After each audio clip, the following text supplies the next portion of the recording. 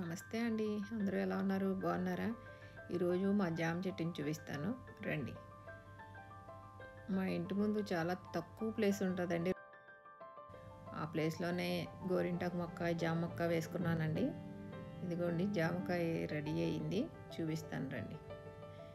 ఇది నేను విత్తనంతో వేసానండి. ఫస్ట్ పైన టెర్రస్ పైన బకెట్లో పెట్టాను.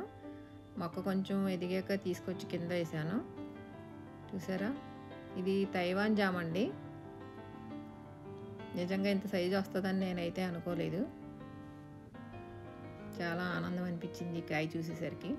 అంతకుముందు కాసినవి కానీ చిన్నగా వచ్చినాయండి. దీని తర్వాత కూడా చిన్నగానే వచ్చినాయి. నా వీడియో కోసమే ఇంత కాయ కాసిందేమో అనిపించింది. చూడండి ఎంత బాగుందో.